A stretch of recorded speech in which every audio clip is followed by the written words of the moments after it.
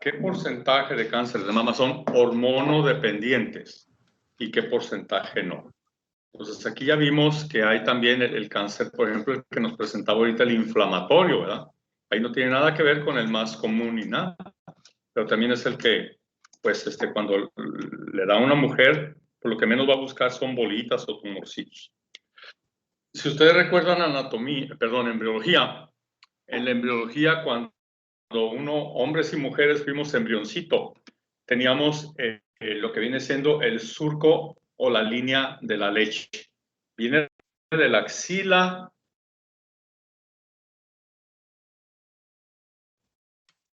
de los perritos o los gatitos que tienen un montón de peso.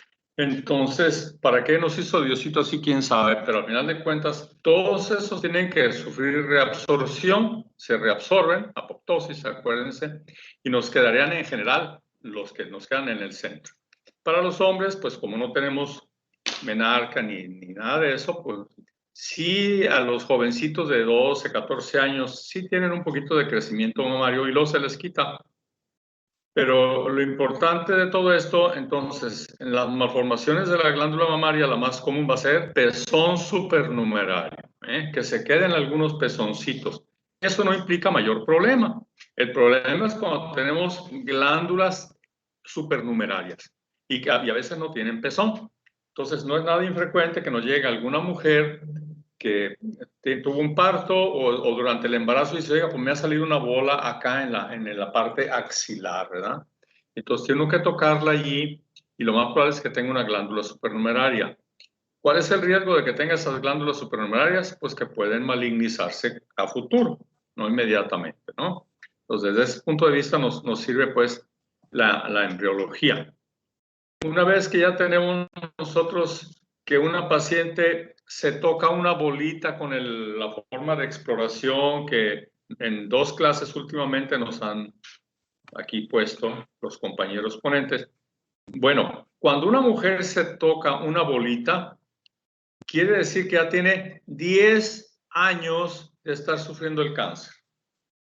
Por lo tanto, cáncer de mama no es una enfermedad nueva, es una enfermedad vieja. 10 años, comienza, primero hay una celulita que no responde a la apoptosis, hay una falla en la apoptosis, y viene, entonces empieza a duplicar a 2 y luego a 4, y ahí va poco a poquito, ¿verdad? Entonces hay una falla, pero para cuando se toca la bolita, le digo, han pasado 10 años. De allí que entonces, cuando una persona le detectan un cáncer de mama, por ejemplo, a los 37 años de edad, hay que entonces tomar su primera mamografía, si esa mujer tiene hijas, a las hijas 10 años antes. Nadie queremos tomar mamografías antes de los 30 años. ¿Por qué? Porque la glándula mamaria es muy densa, entonces no se ve nada, ¿no? Pero les digo, así es como se sugiere. 10 años antes. Antes eso nos sugería.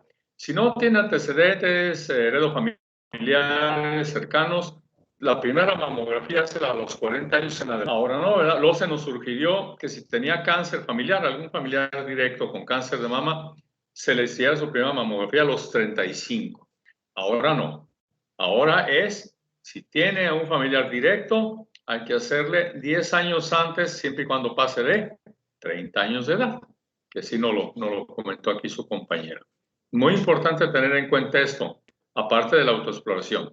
Idealmente, ¿qué sería lo bueno? No, pues detectar en etapas subclínicas antes de que se toque una bolita a una paciente, porque ahí los tratamientos son menos traumáticos, ¿verdad? Menos de amputar prácticamente nomás cuadrantes.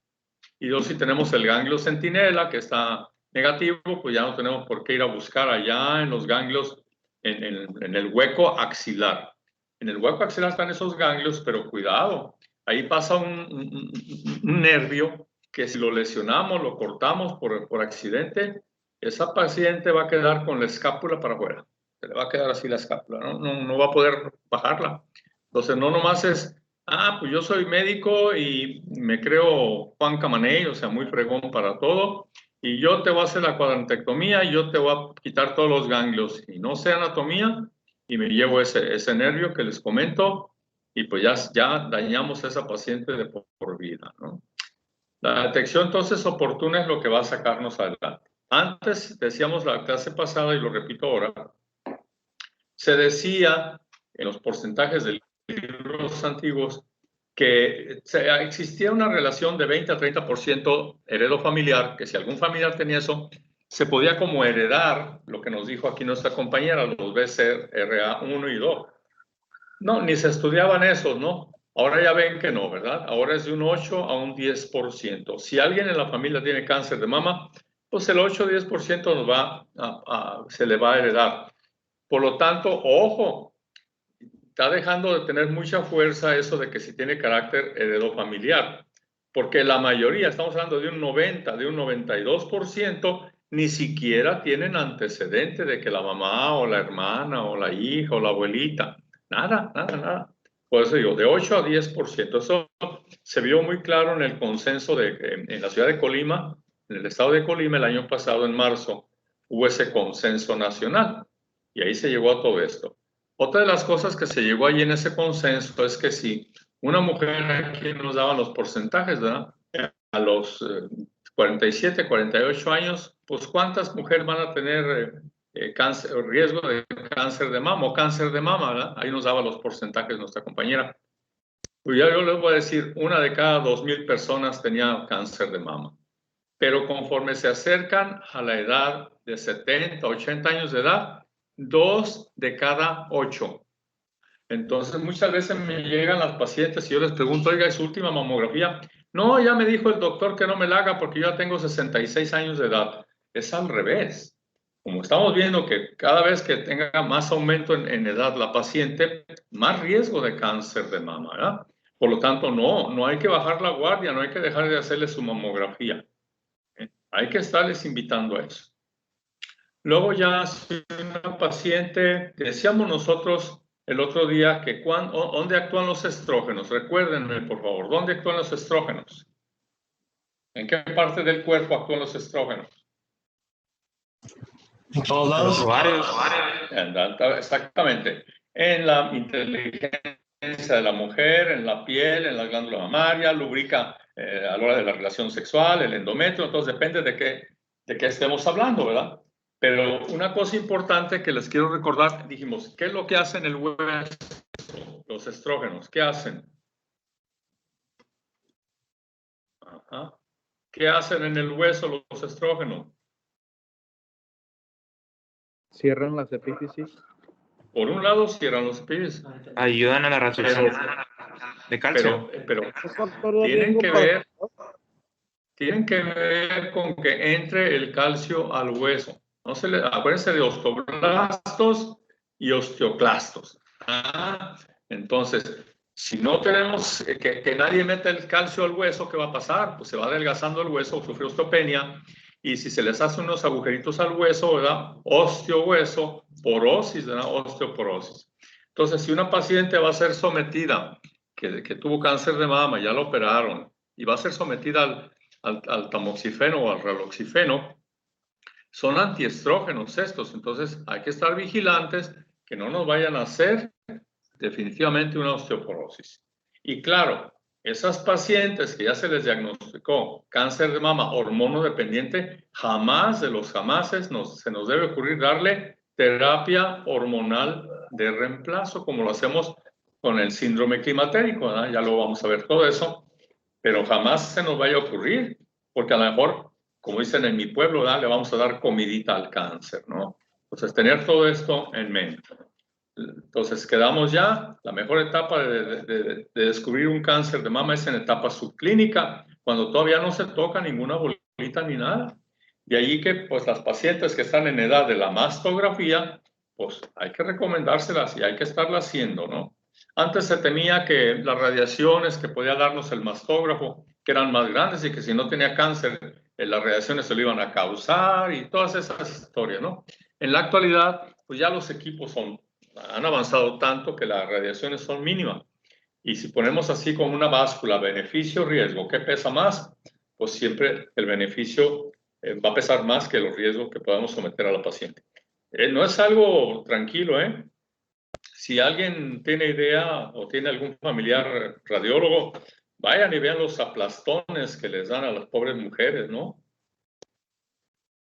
Muy voluminoso, bajitas. Entonces, hay una conductora de un programa de radio, Fernanda Familiar, que ella le llama al mastógrafo la waflera, como si fueran a hacer waffles, ¿verdad? Que por los aplastones que les da. Bueno, sí es molesto y todo, pero mientras no se haga otra forma de detección del tamiz de cáncer de mama, tenemos que seguir utilizando el que tenemos a la mano para detección oportuna. Y sí, pues hay muchas mujeres que se les detecta cáncer de mama a tiempo y pues se cura, ¿no? No, ya cuando aquellos cánceres donde estamos viendo hay una enfermedad de Payet, donde pues ya está ya supurando y todo, pues eso ya son cosas medias avanzadas, ¿no? No estoy diciendo que no hay que tratar de hacerles algo, pero ya más que nada es con fines de sobrevida. ¿Dudas o preguntas?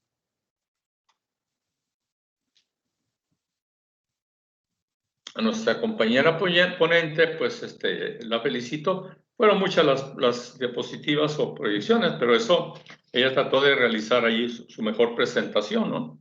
¿Verdad? Y lo hizo en buen tiempo. Entonces ya tenemos su participación en clase, ¿no?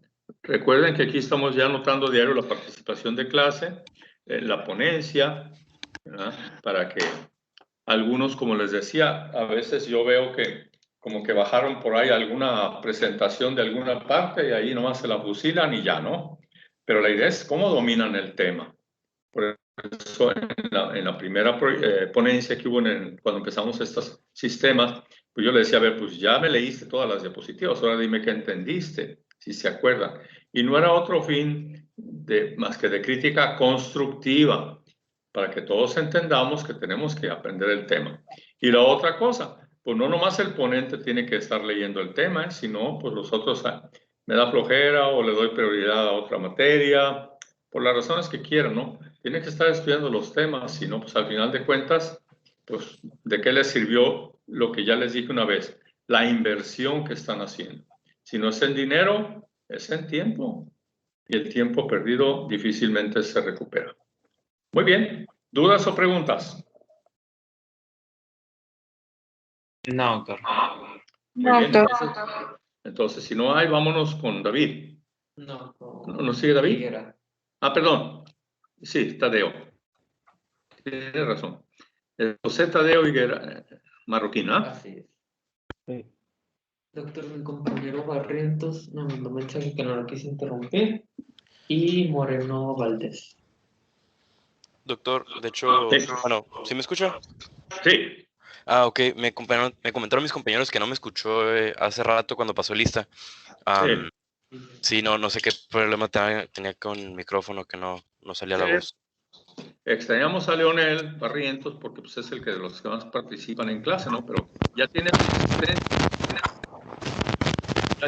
ya está presente. Doctor, yo igual, Doctor. Francisco Moreno. Ya. Muy bien. Gracias, doctor. Con el EPI. ¿Sí se ve? Pues la presentación sí. Más con Bien. Scratch. Bueno, pues yo voy a exponer sobre enfermedad pélvica inflamatoria. Como definición, es un síndrome clínico que representa un proceso inflamatorio infeccioso que inicia en cervix, una inflamación que sería una cervicitis, continúa endometrio, una endometritis, trompas uterinas, salpingitis, ovarios, oferitis y a otras estructuras pélvicas vecinas. También se le conoce como una salpingitis aguda o con otro término. En epidemiología, 1 millón de mujeres son tratadas por EPI. Hay mayor probabilidad cuando las mujeres son de menor de 25 años. El rango es de 15 a 44. Más de 100,000 mujeres infértiles Doctor, no quedan me escucha. infértiles. ¿No me escucha? ¿Y quién?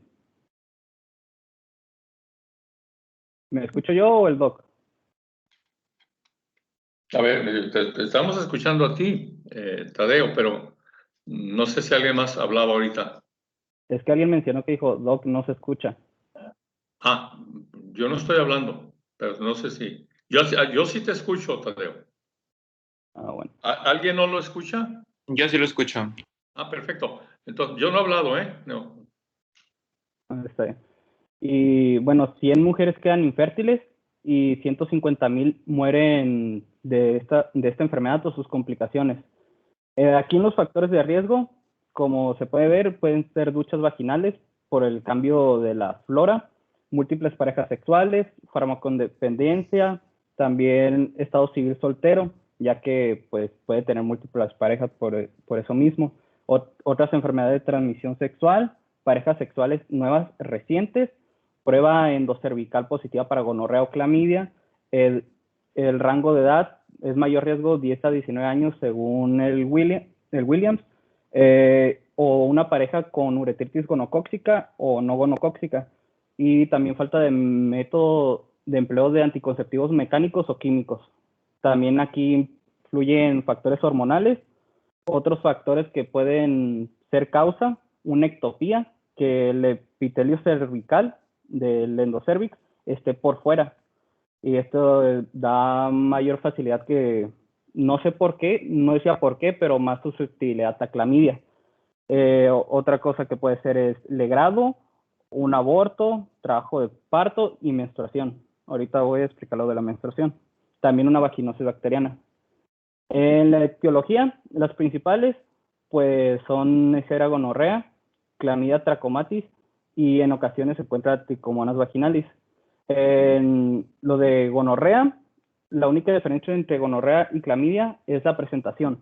Es debido al tiempo de incubación, como es el de gonorrea es de 2 a 5 días, tiene un cuadro clínico más aparatoso, empieza de manera abrupta, y en clamidia tiende a ser más lento, tiene que ser un dolor punzante debido a que es de 7 a 21 días el periodo de incubación. Y nomás tiende a ser por infecciones polimicrobianas, por la flora vaginal, etc.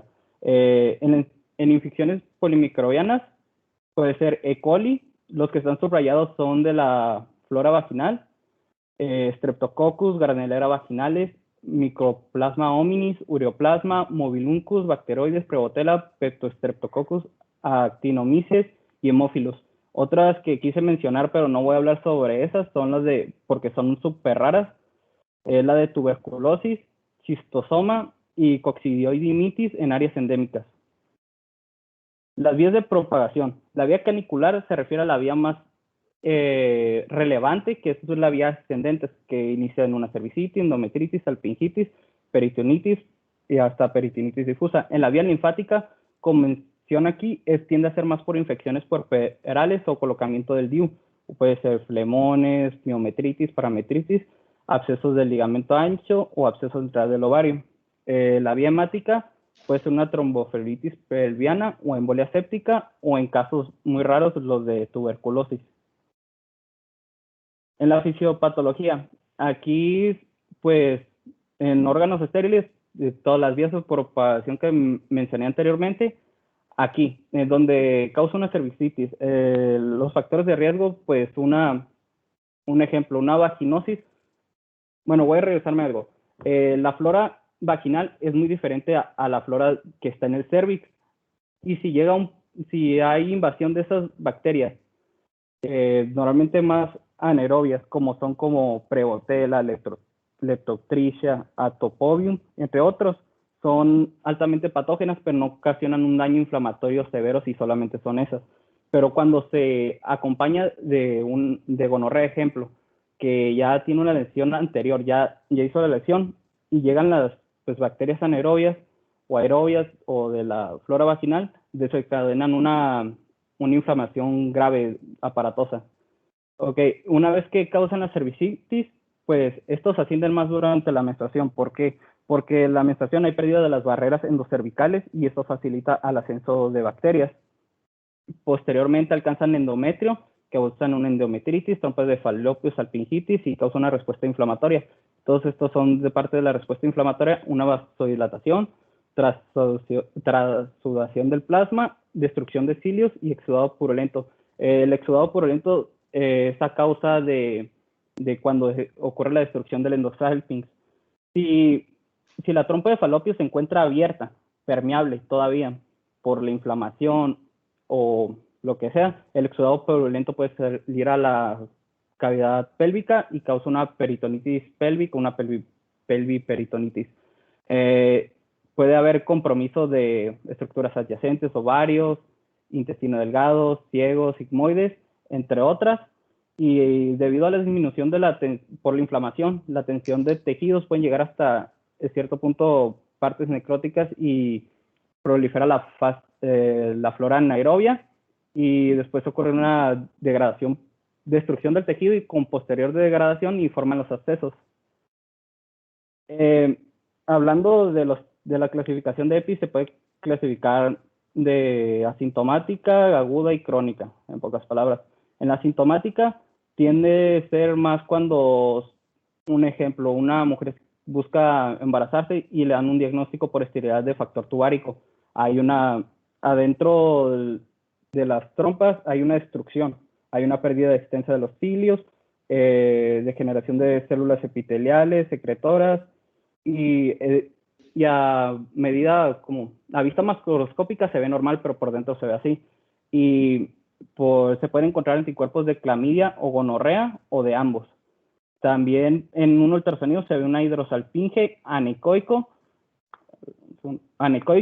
que aquí está la hidrosalpinge, y tabiques incompletos. Estos son los tabiques incompletos. Y en la paroscopía se ven adherencias, que son estas. Primeramente voy a hablar pues los criterios, porque es casi muy parecido a los signos y síntomas. Estos tienden a aparecer durante la menstruación o después de la misma. Estos son los criterios de la CDC del 2015 de Atlanta, que con un mayor o más un menor aumenta su posibilidad. Si son 2, aumenta más la especificidad de que sea EPI. Los criterios mayores son dolor abdominal en el cuadrante inferior o refieren dolor pélvico, dolor a la movilización cervical, dolor a la palpación uterina bimanual y dolor a la palpación anexial. Criterios menores: fiebre mayor de 38.3, leucorrea vaginal, leucocitosis en microscopio de las secreciones cervicuterinas, proteína C reactiva, velocidad de sedimentación globular elevada, presencia de gonorrea o clamidia en cervix. Hay otra clasificación, no la puse, que literalmente es lo mismo, más que agregan leucocitosis mayor a 10.000, y es la clasificación de Sego, y en vez de que sea como cualquiera de uno de los mayores, tienen que ser a fuerza los 3, y ya los demás nomás son como criterios adicionales los menores. En signos y síntomas, pues dolor en la porción inferior del abdomen, dolor pélvico, secreción vaginal amarillenta, fiebre, escalofríos, anorexia, náusea, vómito, diarrea, dismenorrea, dispareunia. También se puede manifestar como síntomas de infecciones de vías urinarias, poliacuria, disuria. Y pues en la exploración física se hace pues un estudio en cervical en busca de gonorrea y clamidia. En la exploración física va a haber dolor a la palpación de órganos pélvicos y dolor con la movilización del cuello uterino, signo de rebote vaginal. Este signo de rebote vaginal se hace al momento de movilizar el cuello uterino, se hace una desplazamiento rápido de los dedos, y si indica como si el dolor aumenta, es un dolor abrupto, que es el signo de rebote vaginal, es diagnóstico de pelviperitonitis. Si la mujer, en caso de que no se pueda movilizar el cuello uterino, palpación de órganos, se puede colocar la mano en mesogastrio de manera suave y mover de arriba hacia abajo de manera rápida, y va a causar una irritación y indica peritonitis. El dolor tiene que irse hacia hipogastrio. Aquí es la clasificación clínica en escala de Moniz. Se divide en leve, moderada, grave y severo. La leve es no complicada, sin masa anexial, ni datos en abdomen agudo, ni irritación peritoneal. La moderada es complicada, con presencia de masa anexial o absceso que involucra trompas y ovarios, con signos o sin signos de irritación peritoneal. Esto se puede dar tratamiento ambulatorio. Ya cuando sea grave, tiene que ser parenteral. En la grave es cuando ya hay dato de respuesta inflamatoria sistémica, pelviperitonitis o un absceso roto subovárico. Otras manifestaciones que es secundaria a EPI, ya una vez que el exudado purulento sale de la cavidad pélvica, puede subir hasta hígado. Y esto causa, como se dice, presencia de adherencia en cuerda de violín. Se encuentra entre el hígado y la pared abdominal. Esta es una peripatitis, causa una inflamación de la cápsula hepática. Y aparte de los síntomas comunes de la EPI, tiene dolor en el hipocondrio derecho y aumenta con la tos, pero no tiene que haber presencia de colecistitis. También hay dolor pleurítico, pero tiene que ser sin neumonía. Antes de hablar del gold standard de la laparoscopía, no los puse en la presentación, pero los voy a mencionar. Los laboratorios. Se tiene que pedir una biometría hemática completa con velocidad de sedimentación globular, proteína C reactiva. La biometría hemática completa es para un diagnóstico diferencial porque se puede haber una hemoperitonitis. También, como muchas veces presenta signos de infecciones de vías urinarias, se puede pedir un ego y un urocultivo. También se pueden pedir las pruebas de embarazo porque un diagnóstico diferencial es embarazo ectópico y se tiene que pedir una prueba de embarazo. Y otras, debido a los factores de riesgo, pues con ETS se puede pedir otros estudios para otras enfermedades de transmisión sexual. Ya entrando a lo del gold standard, pues es el gold standard, más que nada. Pero con el diagnóstico se tiene que hacer con ultrasonido. Pero si ya es mucha duda, hasta con TAC, todo, se hace la laparoscopía. Es nomás cuando se ocupa duda. Estos son para pronosticar la enfermedad. En el periodo preoperatorio incluye estado civil, presentación de tumoraciones anexiales, edad menor de 25 años, temperatura mayor a 38, gonorrea en el cuello uterino, secreción vaginal purulenta, velocidad de sedimentación globular mayor o igual a 15 milímetros sobre hora. Aquí, en la laparoscopía, se puede observar hiperemia de la serosa tubárica, edema en las trompas y exudado purulento que puede entrar hasta el saco de Douglas. Aquí, en la laparoscopía, también hay una clasificación que es de leve, moderada, severa. En la leve hay eritema, edema y las trompas se pueden mover libremente, pero no hay exudado purulento. En la moderada, el edema y el eritema es mucho más marcado, el material purulento es evidente. Y la severa es cuando hay una presencia de piosalpinx o absceso. Se tiene que realizar también una biopsia endometrial para ver si tiene endometritis aguda crónica. Si es endometritis aguda, va a haber presencia de leucocitos polimorfonucleares en la superficie endometrial. Y si es crónica, son células plasmáticas en el estroma. En la ecografía, estos criterios pues, son los más característicos. Hallazgos, que se encuentran trompas ovoides distendidas llenas de líquido anecoico o ecogénico, engrosamiento de las paredes tubáricas mayor a 5 milímetros, tabiques incompletos y apariencia de rueda dentada. Este se obtiene de manera transversal de las trompas de falopio, pero también en las masas ováricas se puede ver este signo. El absceso tubovárico y líquido libre del espacio de Douglas, y ahorita voy a mencionar sobre el complejo tubovárico y el piosalpinx. Ok, el absceso tubovárico. Más que nada es cuando se tiende a adherir la trompa al ovario. Sí, se puede identificar en el ultrasonido. De los dos se aplica el término complejo tubovárico. Pero si la inflamación avanza y se pierden los planos volviéndose identificable el ovario y la trompa, y ahí se aplica el término de absceso tubovárico. Casi siempre es de un solo lado, unilateral, y afecta estructuras adyacentes, sea intestino o vejiga. En ultrasonido, pues se pueden ver tumoraciones quísticas complejas o en los anexos o en el fondo de sacos con paredes gruesas, irregulares y áreas ecógenas mixtas. Si no está claro, se realiza TAC.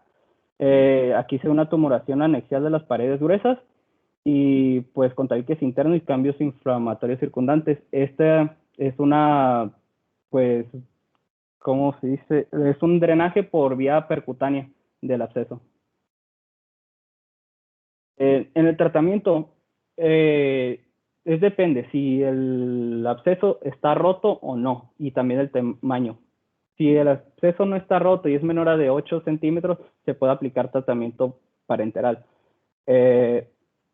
Los regímenes que están es cefalosporina de segunda y tercera generación, como cefotixima y cefotaxima, y ciertas penicilinas como piperacilina, ampicilina, sulbactam y piperacilinitas sulbactam, aunque normalmente se utilizan otros regímenes más, ¿cómo se dice?, más efectivos, como podría ser, si voy a explicar el tratamiento, ok. Al inicio, si se detecta esto y se le da tratamiento parenteral, se puede dar clindamicina, 900 miligramos cada 8 horas, más gentamicina, 2 miligramos sobre kilogramo de peso, y se tiene que ver una mejoría de 48 a 72 horas. Al menos, lo menos tiene que ser 24 horas sin fiebre. Si ya después de esto no hay una mejoría como tal, la CS puede ser una mejoría clínica o laboratorial, o ambas. En la CS menciona que en un artículo del 2019 que se puede utilizar como alternativa ciprofloxacino más metronidazol intravenoso, y otra vez, a ver si hay mejoría clínica de 48 a 72 horas. Si no hay, se tiene que realizar el drenaje, ya sea por vía percutánea, transabdominal, transvaginal, lo que sea. En el Williams mencionaba que también podría ser gentamicina más clindamicina con o sin ampicilina. Otro régimen que era gentamicina más ampicilina más metronidazol. Ya si el tumor mide más de 8 centímetros, igual se realiza tratamiento y también tiene que esperarse que al menos un día no tenga fiebre, y ya se puede realizar un drenaje. Otro caso, cuando el absceso tubovárico se rompe, el tubo ovárico, esto es más que nada la laparotomía. Se tiene que hacer una anexiectomía, que es la parte afectada, quitar la trompa y el ovario. En casos de que esté todo bien el tratamiento y esté disminuido el tamaño del absceso, un criterio es que si es menor a 2 centímetros o igual, se puede dar de alta con tratamiento ambulatorio. Aquí en la clasificación anatómica de Heisenville, en la fase 1, en el estadio 1, tiene flujo y dolor en genitales internos sin signos de irritación peritoneal, que sería una endometritis con salpingitis. Aquí el objetivo de tratamiento sería más que nada eliminar la infección y erradicar los síntomas. En la 2 es salpingitis con endometritis más peritonitis, ya hay una pelviperitonitis porque ya hay irritación peritoneal. Aquí más que nada sería conservar el funcionamiento tubárico. En la tercera clasificación ya hay presencia de absceso tubovárico y lo que se trata es conservar la función hormonal ovárica. En el cuarto hay un absceso tubovárico roto, y esto es más que nada pues lo que se pueda salvar a la paciente, si se tiene que quitar todo o lo que sea. La EPI crónica, este es un diagnóstico muy difícil porque no se puede hacer tiene que ser clínico, pero no se puede hacer tan clínicamente como la aguda, ya que el único criterio para determinar si es crónico o no son histopatológicos, que es inflamación crónica, y aparte tiene que haber una presencia de una hidrosalpinge. Y las secuelas. Las secuelas, pues las más comunes es esterilidad, dependiendo de cuántos episodios sea. Si es un episodio, son 15. Después de 2 sucesos son 35 y después de 3 son 75%. Embarazo ectópico aumenta de 6 a 10 veces el riesgo y puede ser hasta el 10% de las mujeres que llegan a concebir. El dolor pélvico crónico, el 15 al 20, infecciones recurrentes, el 20 al 25%, y formación de absceso del 5 al 15%. En el tratamiento ambulatorio, se recomienda más en mujeres menores de 24 años, sexualmente activas, con los factores de riesgo, ya sea caso sospechoso o definitivo. Un caso sospechoso es meramente que presenta los síntomas característicos con otros o sin otros síntomas añadidos. Y ya en el definitivo es cuando tiene todos los síntomas característicos y tiene una prueba positiva endocervical de gonorrea o clamidia. Como ya había mencionado, de leve a moderada, los estadios de 1 y 2 de MONIF clínicos es para tratamiento vía oral. El inicio de tratamiento parenteral, si es en moderada con falla del tratamiento, ya sea pues que no tenga adherencia al tratamiento, resistencia a antibióticos, lo que sea. O otro criterio, bueno, ahorita lo voy a mencionar, y epigravi. Para el tratamiento se recomienda que la primera dosis, en vez de que sea ceftriaxona 250 miligramos por vía intramuscular dosis única, más doxiciclina 100 miligramos por vía oral cada 12 horas durante 14 días, con metrodinazol 500 miligramos por vía oral cada 12 horas durante 14 días. El metrodinazol se puede añadir o no si la flora anaerobia es la que, ¿cómo se dice? Se considera que desempeña una función importante, o si hay una presencia de tricomoniasis, una vaginosis bacteriana, se puede agregar el metrodinazol. El inicio del tratamiento se recomienda que sea parenteral.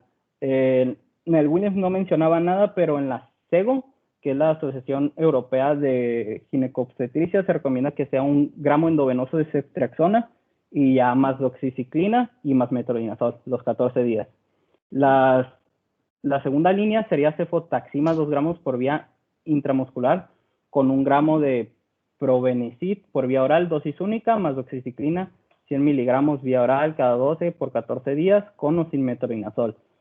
Y otra alternativa sería una cefalosporina de tercera generación parenteral por vía intramuscular, dosis única, más doxiciclina 100 miligramos cada 12 horas durante 14 días con o sin metrodinazol. En el tratamiento parenteral, aquí, las indicaciones para hospitalizar es adolescencia, uso de drogas, enfermedad grave, sospecha de absceso, diagnóstico incierto, peritonitis generalizada, temperatura mayor a 38.3, fracaso de tratamiento ambulatorio, instrumentación intrauterina reciente, leucocitosis mayor a 15, y náuseas o vómito que impide el tratamiento oral. Otros de los que sean para hospitalizar es ser que sea embarazada. No es tan común, pero si llega a pasar, tiende a ser menor a las 8 semanas de gestación. Otro criterio que podría ser, si tú identificas que la paciente no va a tener apego al tratamiento por las condiciones que sea, a nivel socioeconómico, lo que sea, se puede hospitalizar. Otra, no va a haber eficacia en el tratamiento si no elimina los factores de riesgo. También es otro. En el tratamiento parenteral, en primer esquema, es cefotetán, 2 gramos intravenosa cada 12 horas, o cefotexina, 2 gramos intravenosos cada 6, más doxiciclina, 100 miligramos por vía oral o intravenosos cada 12 horas. El tratamiento, más que nada parenteral, se recomienda hasta que haya una mejoría clínica suficiente, y después de esa mejoría clínica se continúa unas 24 horas, y pues dice que se recomienda posteriormente continuar la doxiciclina 14 días por vía oral. En caso de que sea el patógeno potencial sea la clamidia, se puede dar una azithromicina 1 gramo dentro del hospital. El segundo esquema es clindamicina 900 miligramos intravenosos cada 8 horas, más una dosis de carga de 2 miligramos sobre kilogramos de gentamicina, seguida de una dosis de mantenimiento de 1.5 kilogramos cada 8 horas, y se puede sustituir por una sola dosis diaria de 3 a 5 miligramos kilogramos sobre día. Otros esquemas alternativos, que pues es ampicilina con sulbactam, 3 gramos intravenosos cada 6 horas, más doxiciclina, 100 miligramos por vía oral o intravenosos cada 12 horas. Si es una embarazada, se utiliza clindamicina más gentamicina, están pues contraindicados las tetraciclinas. Otro que mencionaba, que me faltó mencionar, que la CDC decía en el tratamiento ambulatorio, que si los dos primeros regímenes no funcionaban, se podría utilizar de manera, pues, de una alternativa, levofloxacino de 500 a 750 cada 24 horas por 14 días. Por último, aquí se encuentra pues el actinomyces, que es más actinomyces israeli, que es un anaerobio gram positivo comensal de la orofaringe, gastrointestinal o genitourinario. Este pues se relaciona con el DIU con uso prolongado, que es mayor a 2 años. Si en caso que tenga por la causa del DIU la EPI, no es necesario retirar el DIU. Se tiene que dar el tratamiento, que yo encontré que era penicilina sódica 18 a 24 millones de unidades día por 6 semanas, luego de una penicilina V, que esta es vía oral, de 2 a 4 gramos días por 6 a 12 meses. Otro puede ser amoxicilina 1 gramo vía oral cada 12 horas por 3 semanas, seguidos de clindamicina a 3 miligramos vía oral cada 12 horas por 3 semanas. Esto, lo del tratamiento, tiene que ver una mejoría clínica. Si no hay tampoco una mejoría clínica, se recomienda remover el DIU o cambiar de tratamiento. Si ninguno funciona, tienes que remover el DIU o si las lesiones por actinomyces israeli son demasiado extensas y tienen necrosis, se necesita realizar una cirugía, que es una histerectomía total. Y pues es todo por mi parte. Bueno, aquí lo que tenemos que comentar primero, hay que ir pensando, ¿por qué le llaman EPI? Enfermedad pélvica inflamatoria. Pues cualquier cosa que se me inflame ahí en la pelvis, pues va a ser una enfermedad pélvica inflamatoria. No, este término se escogió porque hace muchos años las niñas ricas, pues, ¿qué hacían? Pues como las de ahora también, ¿verdad? Se iban y se divertían, tenían su contacto sexual y luego pues las infectaban. Y cuando esta infección ascendía arriba del cervix, pues empezaban con dolores, con molestias, con fiebre. Y los papás llegaban y preguntaban, ¿qué tiene mi hija? Todos los médicos, pues, no tratando de echar de cabeza a la muchachita que andaba de baquetona, ¿verdad? Con varios muchachitos por ahí, una fiesta de esas de tipo las de San Luis, ¿verdad, Caro? Ahorita les digo por qué dije de San Luis, ¿eh? Pues no, los médicos querían medio enmascarar ahí el asunto. ¿Y qué tiene mi hija? Pues tiene una EPI. Pues tiene EPI, pues tiene una enfermedad pélvica inflamatoria. Ya los papás se quedaban tranquilos, ¿no? Y ya después, cuando las pobres hicieron lo mismo, imitaron a las ricas, también se iban a divertir las pobres, pues ya no se le pudo cambiar el término, se quedó en EPI, ¿verdad? Entonces, cuando hablan de EPI, pues luego nos enfocamos todos a este problema. Bueno, si yo, hombre, me pegan una gonorrea, me transmiten sexualmente una gonorrea, pues rápidamente me voy a dar cuenta. ¿Por qué? Porque orino y eyaculo por un mismo conducto. La mujer no, ¿verdad? La mujer tiene su meato urinario, su vagina y su ano. Entonces, la mayoría de las mujeres que traen gonorrea ahí adentro, ni cuenta se dan, no saben que la tienen. Entonces, yo estoy en desacuerdo con Tadeo en algunas cosas nada más. ¿Para qué le voy a pedir yo un cultivo de secreción vaginal a una mujer? Si yo sé que la flora bacteriana normal existe en oídos, nariz, garganta, intestino, ano y en las mujeres la vagina, ¿para qué le voy a pedir eso? No, es que no le voy a pedir un cultivo de secreción vaginal. ¿Qué le pido, Tadeo? No, dije que un cultivo de endocervix. Ahora estamos de acuerdo. No, es que había mencionado un urocultivo, porque como se presentan manifestaciones también urinarias como poliaquilis y disuria, por eso había dicho eso. Está bien en chino que en una mujer ocurre eso, ¿verdad? Por lo que te acabo de explicar anatómicamente. No es que no se les pueda pegar. De por sí las mujeres van y orinan, les baja todo el moco de la vagina y lo se limpian hacia adelante. Si ese moco viene contaminado, pudiera ser, ¿verdad? Pudiera ser que tenga ahí también su uretritis, ¿no? Bueno, entonces, ¿y en qué lo van a cultivar, Tadeo? Yo le voy a decir al laboratorio, cultívame este cultivo que acabo de tomar del endocervix, porque quiero ver si no tiene gonorrea. Y entonces el laboratorio se me queda viendo y me dice, ¿En qué lo cultivo, doctor? ¿Cuáles son los dos cultivos que tenemos para que sea exclusivamente para gonorrea? Si no, no me van a dar. El Tiger Martin es el de... Tiger Martin, muy bien contestado. ¿Y el otro? También mencionaba que puede ser la tinción de Gram para identificarla más o menos. ¿Cómo se llama el Bueno, cultivo? Las tinciones es otra cosa. Me estás hablando tú de tinciones y me estás diciendo gram negativos, bacterias gram negativas, pero más gram negativas nomás hay dos. En la tinción de gram, pues las negativas se van a teñir de rojo, ¿estamos de acuerdo? Los que son positivos se van a teñir de azul. ¿Cuáles son las únicas dos bacterias que se tiñen de rojo que son gram negativas? Nomás hay dos. ¿Cuáles son? Bacterias. Sí, bacterias. Bacterias. ¿En la flora o de patógenos? Dos patógenas que son en la tinción de gram negativas, que se tiñen de rojo. ¿Cuáles son? ¿Una no es el treponema? No, treponema pálido es otra cosa.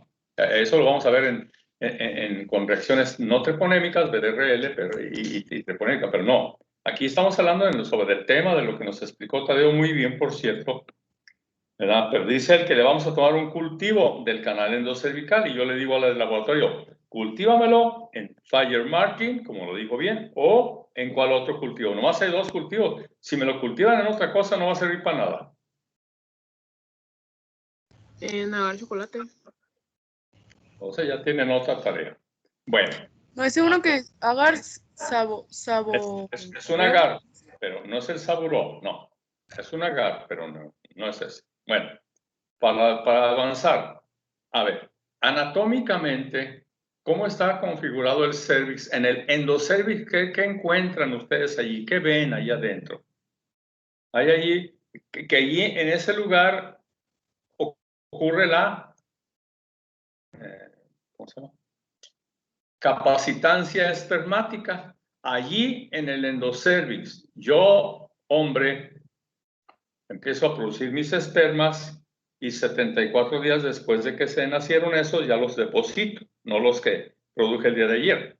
Sufren una primera capacitancia espermática dentro de mí, pero luego necesitan comidita, necesitan todo. Y allí en el endocervix van a sufrir la segunda capacitancia espermática. En esos sitios anatómicos, ¿dónde ocurre la segunda capacitancia espermática? Que no es el tema de hoy. ¿Dónde ocurre? A ver, Barrientos, tú que diario nos das luz en esto.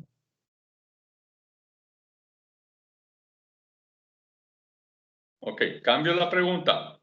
Anatómicamente, ¿qué contiene el endocervix? Que es ahí donde se mete la capacidad espermática. ¿Qué contiene? Ahí no, para ver aquí más grande, el cervix, el endocervix. O una imagen que tengo en el endocervix por ahí. Tiene unas cuevitas. ¿Cómo se llaman esas cuevitas?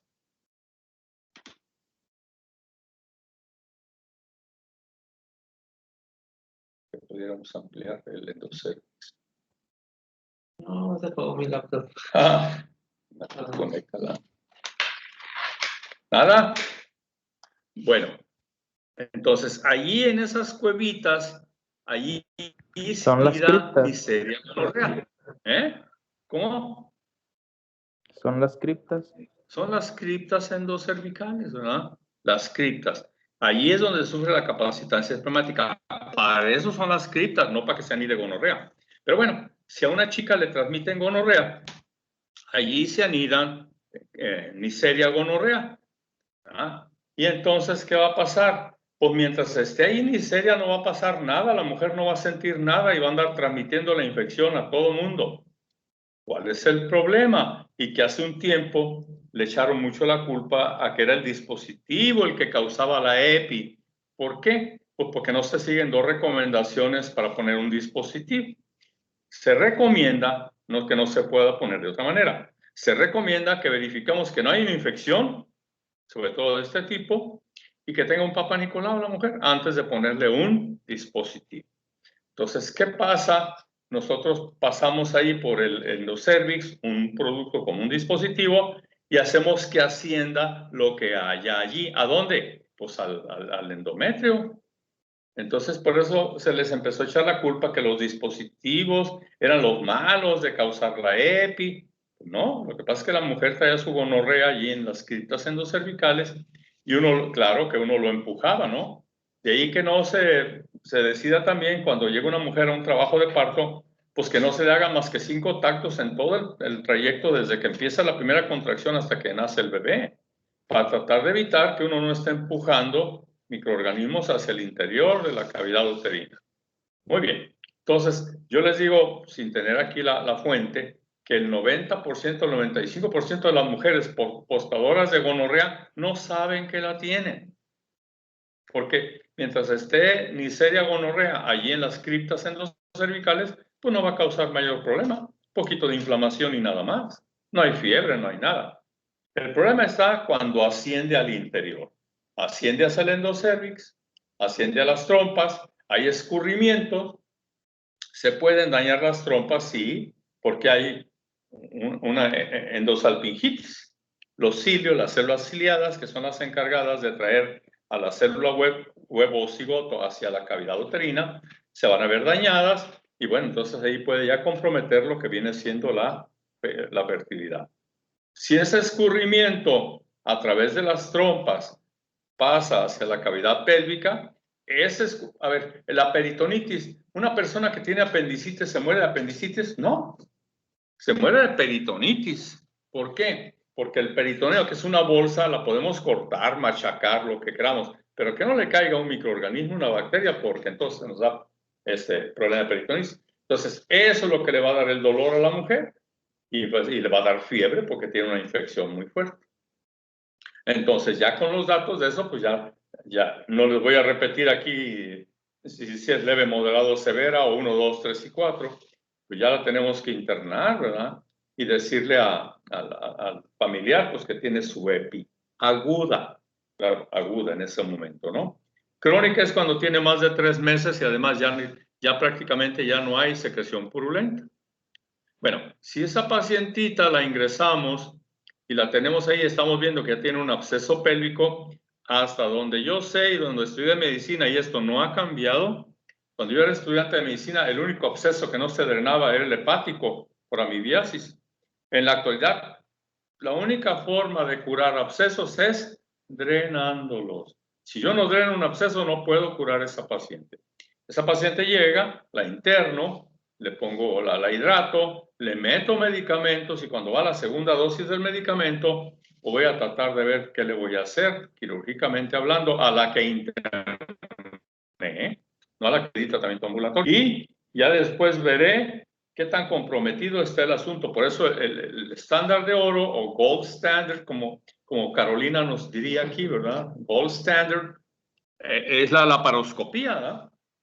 Para ver qué podemos hacer. Pues aquí estamos viendo ya el diagnóstico, pues hacemos lavados, drenamos y ya dejaremos Penrose vaginalmente o por donde quiera, ¿no? Entonces, a la paciente que tiene este problema, le repito, es un porcentaje bajo en mujeres, así que no crean que porque vemos una niña muy tranquila, que no tiene ningún problema, pues quién sabe qué traiga adentro. Por eso aquí en el interrogatorio, cuando viene la paciente, pues hay que preguntarle inicio de vida sexual a qué edad, número de compañeros sexuales.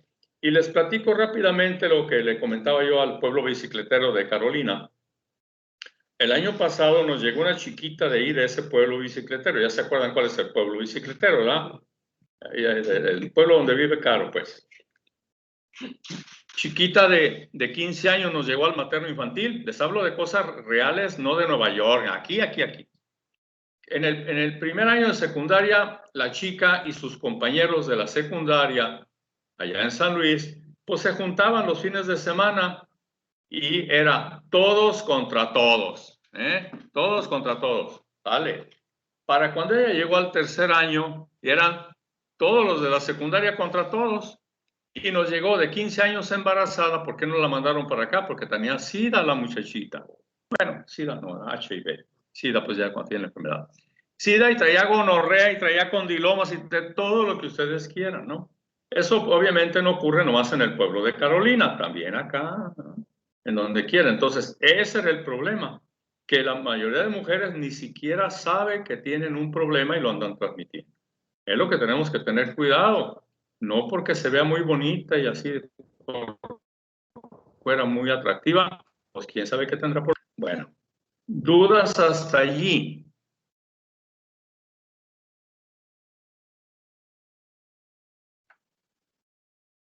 Luego, la epicrónica.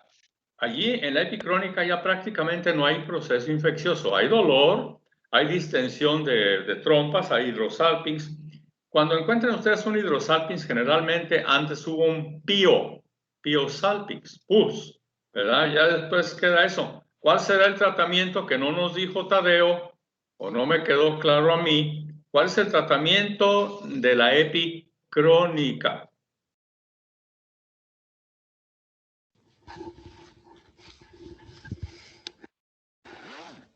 Histerectomía, doctor.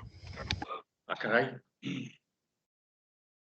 No, pues los síntomas son dolor.